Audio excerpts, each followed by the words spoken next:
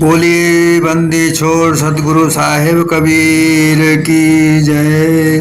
संत समाज की जय। भक्त जनों की जय। साहिब बंदगी, साहिब बंदगी, साहिब बंदगी। सतगुरु कबीर बीजक साखी प्रकरण साखी 297। यंत्र बजावत हों सुना, टूट गया सब तार।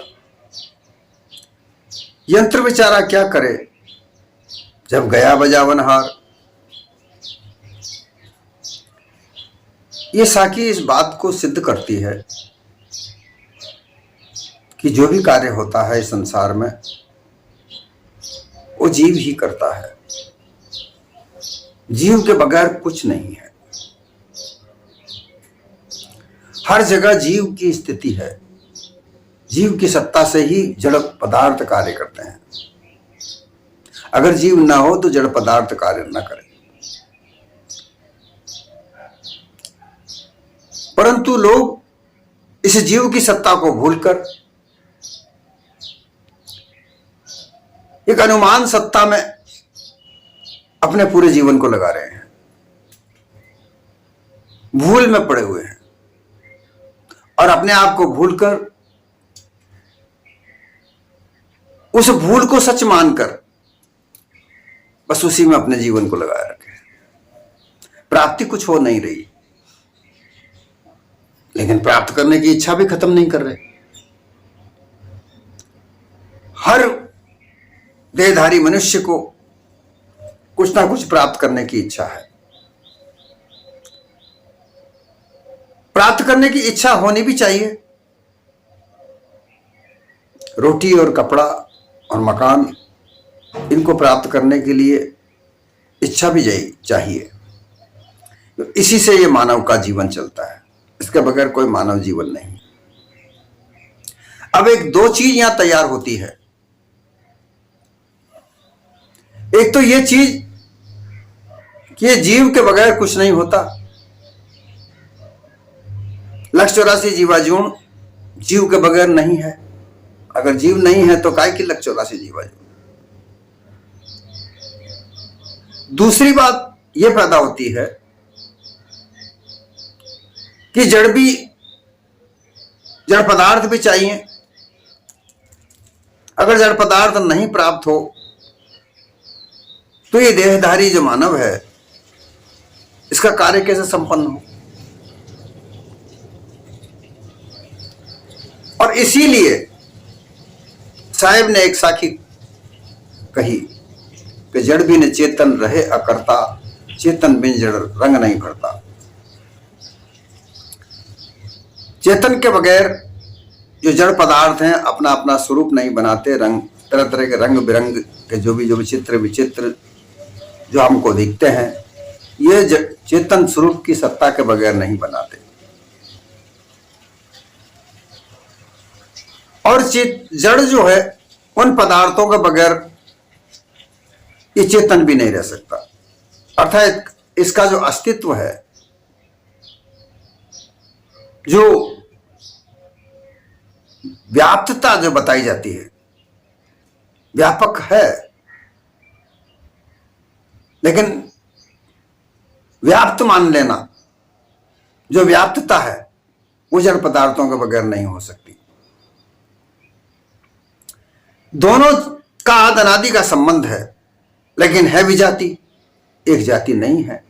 एक दूसरे का इनकी जाति अलग अलग है। वो जड़ है, वो चेतन है। जड़ का तात्पर्य वो है जो वो कुछ नहीं कर सकता। ठोस पदार्थ, ये पदार्थ तीन प्रकार से दिखते हैं। ठोस जो दिखने वाली, तरल जो दिखने वाली, और गैस के रूप में जो दिखते हैं वो हमें दिखते नहीं हैं। तो ठोस, तरल और गैस के रूप में ये जड़ पदार्थ हमको दिखते हैं। इसके अलावा भी सूक्ष्मता जो चीज है वो बहुत कुछ नहीं दिखती। विभिन्न प्रकार की तरंगें जो उठती हैं समुद्र में जो लहरें उठती हैं, तरंगें उठती हैं, वो तो दिखती हैं, लेकिन इस मन समुद्र के अंदर मन शायर मनसा लहरी, बूढ़े बहुत अचेत। तो ये मन को शायर कहा गया है। शायर का तात्पर्य समुद्र कहा गया है। मन भी एक अपने आप में समुद्र है और इसमें समुद्र की तरह कई लहरें उठती हैं, लेकिन वो समुद्र में तो दिखती हैं, लेकिन इस मन रूपी समुद्र में वो लहरें उठती हैं, वो कभी नहीं दिखती। लेकिन लहरें उठती हैं और उन्हीं से ये कार्य होता है। सारे संसार के विचार भाव जो भी बनते हैं और उन विचारधाराओं के आधार पर जो मतपंथ बनते हैं वो सामने आते हैं, लेकिन मन में क्या क्या उठता है वो कभी दिखता नहीं है। ये सारी चीजें जो भी होती है अंतःकरण के आधार पर, अंतःकरण में जो भी क्रियाएं चलती हैं। अब जिस तरह से ये मन जो है हृदय कमल की 8 पंखुड़ियों पर घूमता है, इस हृदय कमल की 8 पंखुड़ियां 8 दिशाओं पर है, पूरब पश्चिम उत्तर दक्षिण, ईशान कोण, वायव्य कोण, अग्नि कोण। तो इन कोणों पर यह मन घूमता है, लेकिन दिखता नहीं है, लेकिन घूमता है। विचार भाव बदलते हैं, जैसी जैसी पंखुड़ी पर जाता है वैसे वैसे विचार मनोभाव बदलते हैं।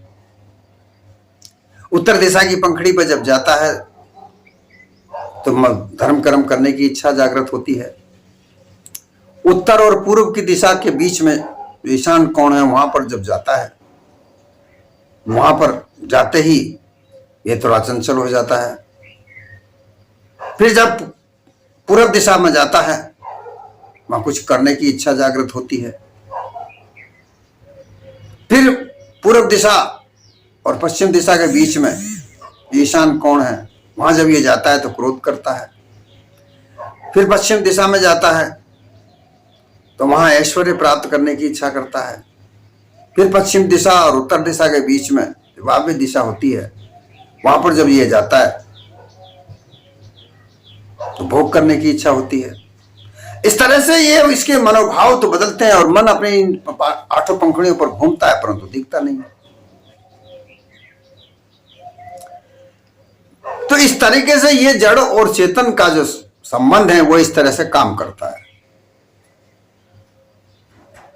प्रत्यक्ष रूप में हम देख सकते हैं कि अंदर व्यक्ति के अंदर मनोभाव क्या है, वो क्या कहना चाहता है। जब तक उसके मुखार बिंद से शब्द नहीं निकलते तब तक पता नहीं चलता। कई बात ऐसी जगह उठती है तो जब उसको बोलते हैं, भाई बोल, कुछ बोल तो सही, मुंह से तो बोल, लेकिन वो अपने मन में उस भाव को दबाए बैठा रहता है और कई तरह से वो उस बात को टालने का प्रयास करता है। लेकिन लोग उसके पीछे पड़ जाते हैं, तेरा मनोभाव क्या है, बता, असल बात क्या है। तो जब तक वो बोलता नहीं है तब तक उसका साक्ष्य नहीं मानते। इसीलिए लिखा पढ़ी होती है, कई जगह पर लिखा पढ़ी से कहा भाई लिख कर दे हमको। तो ये चीजें ऐसी होती हैं कि अंदर मनोभाव, मन के अंदर जो भाव है वो तरंगे हैं। जिस तरीके से समुद्र में और तरंगे उठती हैं, इसी तरीके से मन में भी तरंगे उठती हैं। लालसाओं की तरंगे, मनसाओं की तरंगे, इच्छाओं की तरंगे,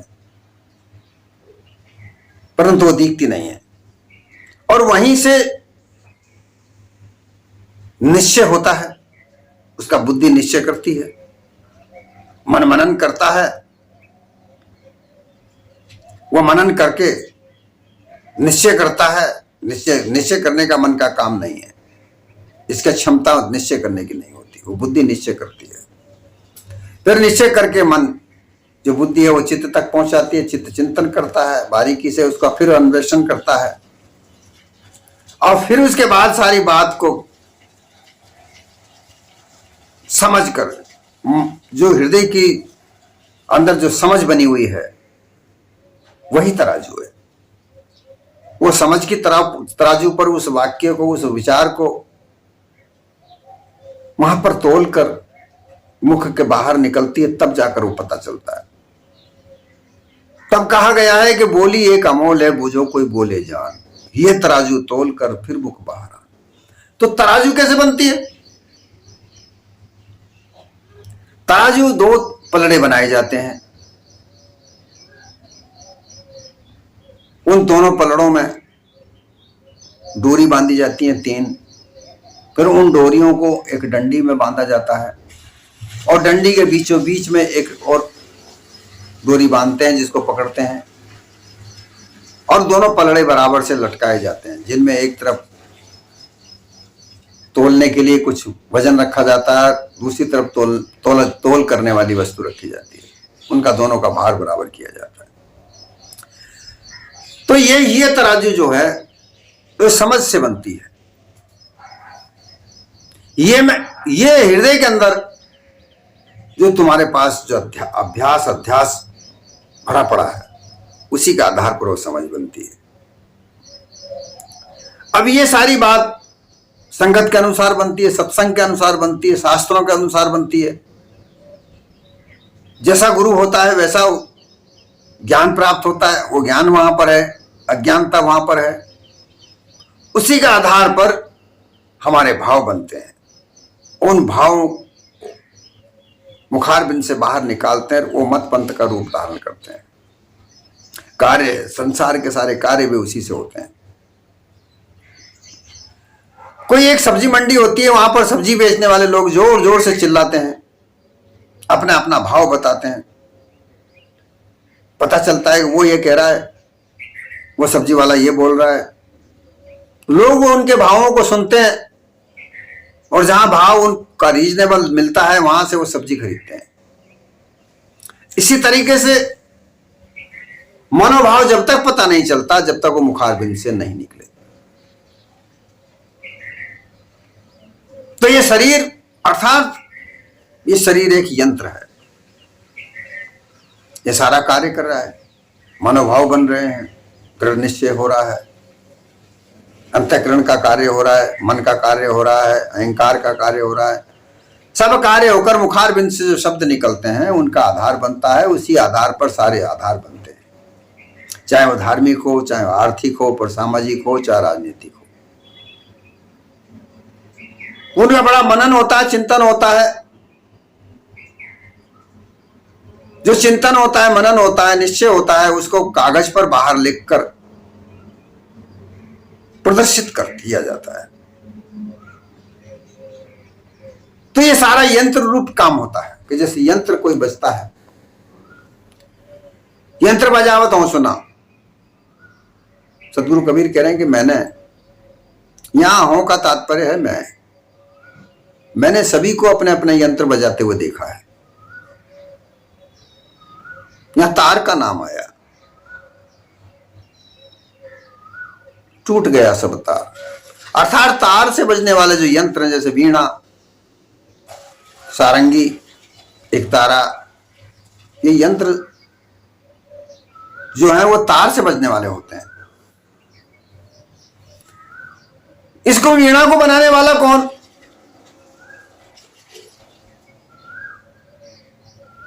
कभी ना कभी ये वीणा नई तरह से बनी होगी। इसका मनोभाव किसी के दिल में, मन में आया होगा, उसकी परिकल्पना उसके मन में दिखी होगी, उसने उसका विचार किया होगा, लकड़ी का वैसा स्वरूप बनाया होगा। धीरे धीरे विकसित होते हुए ये सितार हम जो देखते हैं इतना सुंदर हमको दिखता, बहुत महंगा होता है। धीरे धीरे विकसित होता हुआ इस स्वरूप में आया। परंतु इसको सबसे पहले बनाने वाला किसी दूसरे से कहां से सीखा होगा? तो कहीं ना कहीं सबसे पहले प्रथम इस सितार को बनाने का जो विचार किसी के दिल में आया, इस हृदय में आया, उसने अपना इस सितार बनाना सीखा और उस पर तार बांधकर उसको बजाना सीखा। तरह तरह की धुनें बाद में आई, परंतु उस सितार की जो तार थे उसकी आवाजें बड़ी प्रिय लगी, लोग उसको बजाना चाहते थे। फिर धीरे धीरे उसमें सुर जोड़े गए और सुरों से संगीत निकला। ये किसने निकाला? लोग अनुमान कल्पना से बड़ी भारी भारी बातें बोलते हैं, झूठ बोलते हैं, मिथ्यावाद का किताब लिख दी। ओंकार पहले बना, उसकी ध्वनि बनी, ये बना वो बना। अनुमान कल्पना से तो बहुत सारी बातें की जाती हैं, लेकिन ये सारी बातें करने वाला चेतन स्वरूप जीव, इसके अलावा और कोई नहीं था। इसने इस यंत्र को बनाया, चलाया, बजाया, लेकिन बजाते बजाते वो यंत्र, वो तार टूट गया। तो अब तार टूट जाने के बाद में वो सितार कैसे बजे, वो यंत्र कैसे बजे?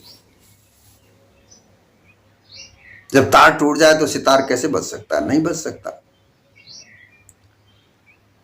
यंत्र बेचारा क्या करे?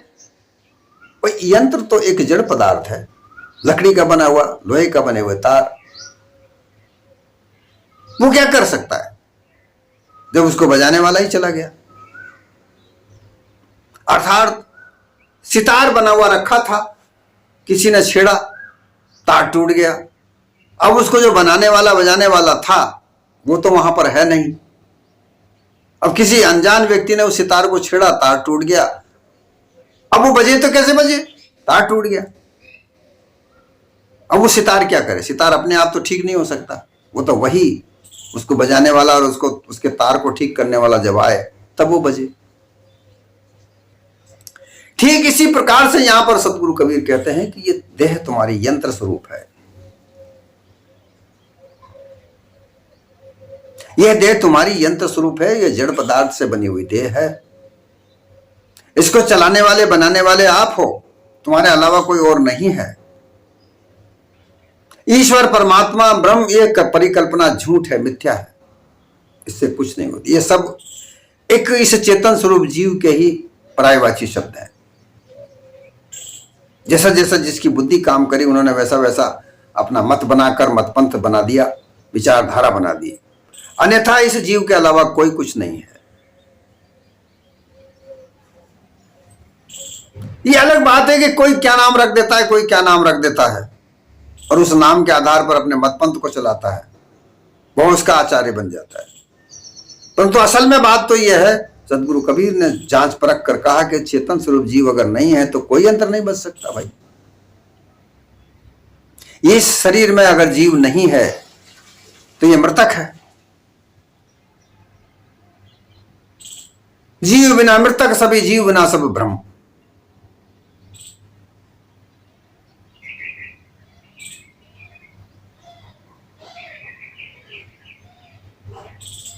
जीव इस देह में जब भी है, जब तक जीव है, जब तक इस देह है, ये यंत्र चल रहा है। अब ये इस यंत्र को चलाने के तरीके कई कई तरीके के हैं। योगी योग क्रिया करते हैं, श्वासों को ऊपर नीचे चढ़ाते हैं, हिला पिंगला सिद्ध करते हैं। कोई कमलों को छेदता है, सिद्ध करता है, कोई ध्यान विधि को सिद्ध करता है, कोई सिद्धियों को प्राप्त करने के लिए अपना योग विद्या करता है, कोई ध्यान करता है, सहज योग करता है, राज योग करता है, कर्म योग करता है।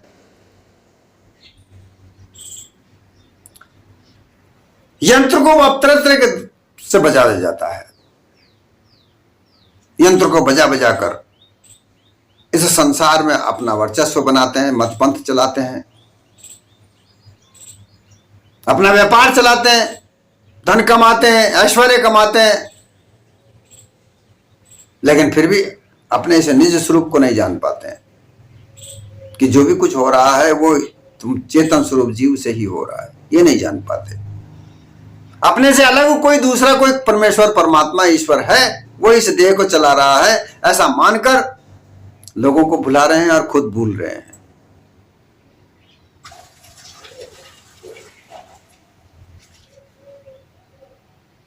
इस संसार में मिथ्या मान इंद्रियों को फैलाकर केवल अपना अपना व्यापार चलता है।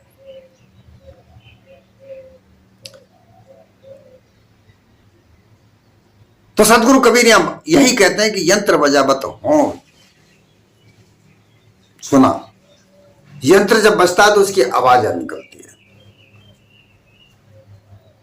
तो यहां पर सुना प्रयोग किया गया कि भाई कोई यंत्र बजा, उसकी आवाज को सुना, देखने का नाम नहीं आया।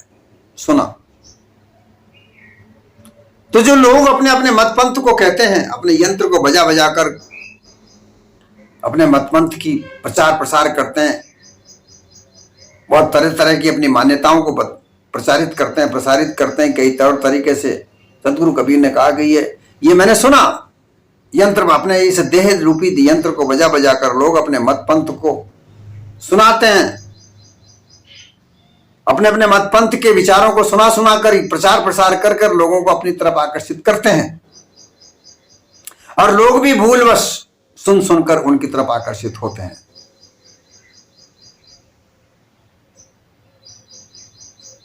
लेकिन एक दिन तो ये देह टूटनी है, समाप्त होनी है। अब इसके तार, इस देह रूपी यंत्र के तार, ये इंद्रियां से ही तो बचता है। अभी इसकी एक भी इंद्री खत्म हो जाए, टूट जाए, तो यंत्र कैसे बजे? आंख अगर फूट जाए, दिखना बंद हो जाए, तो रूप को कैसे पहचाने? कैसे बताएगा कि ये रूप है? कान अगर बहरे हो जाएं तो शब्दों को सुनना बंद हो जाएगा, कैसे बताएगा कि ये शब्द फला शब्द है, ये वाणी फलानी है, मदा है कि भेकरी एक परा है।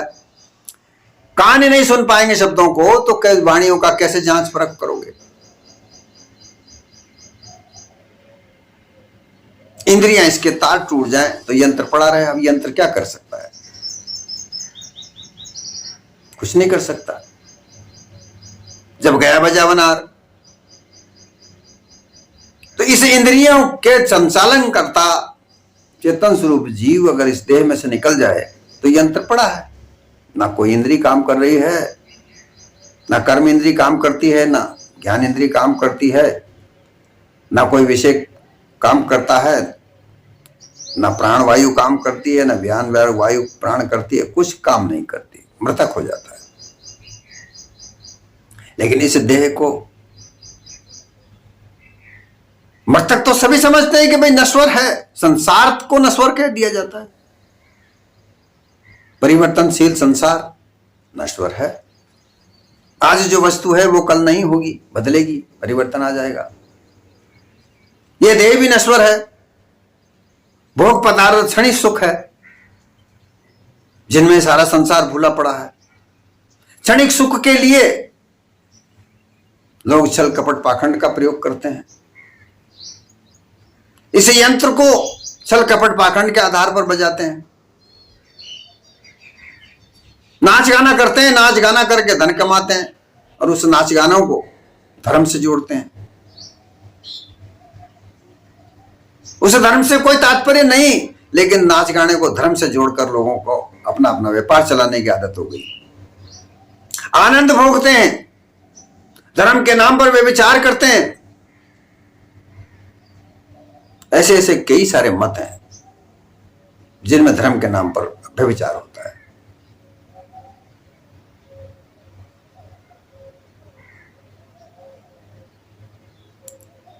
लोग वहां पर बलि चढ़वाते हैं, बच्चों की बलि दे दी जाती है। ऐसे ऐसे मत पंथ है। ये सब कार्य कौन करता है? ये यंत्र करता है, और यंत्र को बजाने वाला इस यंत्र को बजाता है। अर्थात ये देह रूपी यंत्र, जब तक इसमें चेतन स्वरूप जीव है, जब तक ये देह कार्य करती है। अब ये अपने अपने तरह तरह के जो मत पंथ बनाए उनके आधार पर ये कार्य कर, क्योंकि वो मत जो बनाया गया है उस मत में जैसा विचारधारा है वो उसी के आधार पर कार्य करती है। लोग उसी के आधार पर कार्य करते हैं।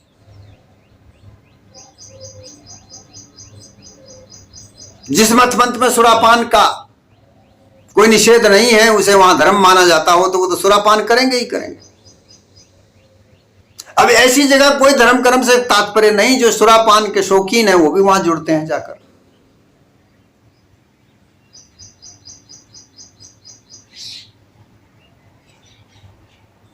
जिस प्रकार से एक मतपंथ था, बंद हो गया, अभी भी उसके अनुयायी बहुत सारे चल रहे हैं।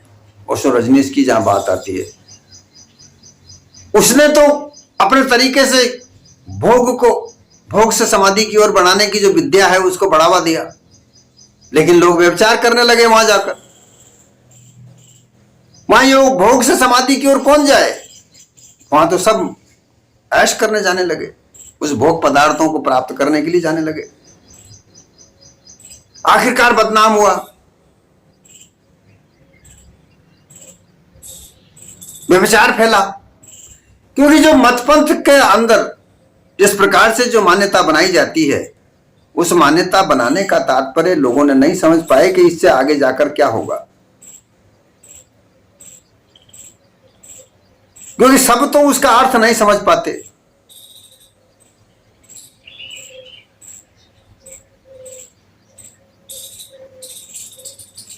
एलोरा की गुफाओं में जो स्त्री पुरुष के नग्न चित्र बनाए गए हैं, मूर्तियां बनाई गई हैं, उनके पीछे भी कुछ अलग बात थी, लेकिन लोग वहां पर मजे देखने जाते हैं।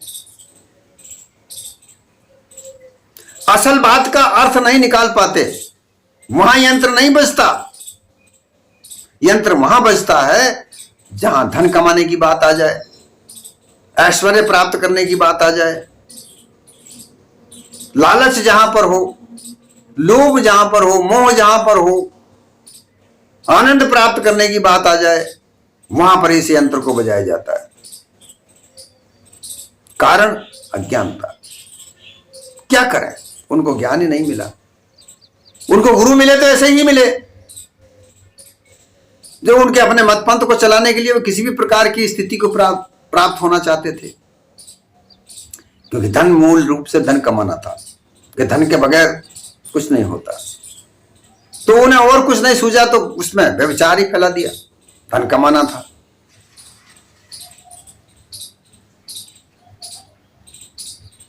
वो यंत्र वहां वैसे ही बजता रहा। धीरे धीरे ये यंत्र टूट गया, फिर क्या बजाओगे? यंत्र बजाने वाला ही चला गया, फिर क्या बजाओगे? इस तरह से संसार में इस यंत्र को बजाने का भी एक तरीका होता है। ये कभी नहीं सीखा किसी ने। सदगुरु कबीर ने कहा कि इस देह में रहते हुए तुम अच्छी तरह से इस यंत्र का प्रयोग कर लो।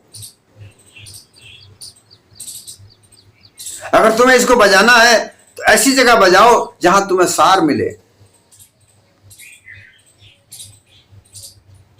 आसार में रहकर बजाने से तुम्हें आसार ही प्राप्त होगा और धीरे धीरे ये यंत्र टूट जाएगा, तार टूट जाएगा इसका।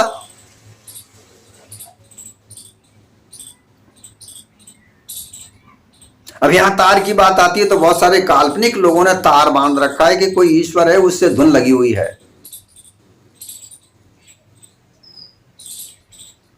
लग रही धुन शून्य में मेरी। शून्य का तात्पर्य शून्य, निर्विचार हो जाना, खालीपना पैदा करना। खालीपना अवश्य पैदा करना, लेकिन जागृत में जागृत होकर, अपने को आपको जानने के लिए। अब तुम अपने आप को तो भूल गए और शून्य होते जा रहे हो, फिर क्या होगा? गफलत की दशा, अंधकार की दशा। जो शून्यवादी लोग हैं वो शून्य अपने आप के, वे निर्विचार होकर के बात करना चाहते हैं, निर्विचार होना चाहते हैं। वो कहते हैं शून्य एक अलग ही मतपंथ है। शून्य का मतलब है जहां कुछ भी नहीं, लेकिन नहीं, वहां भी कुछ है।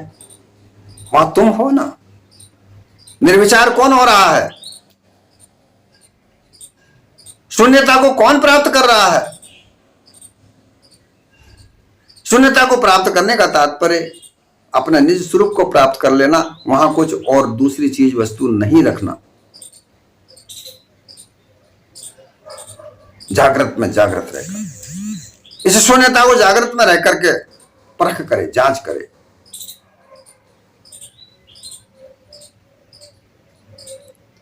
ऐसी दशा में इस यंत्र को सही तरह से बजाया जा सकता है, अर्थात इस देह का उपयोग किया जा सकता है। ये तुम्हारा साधन है।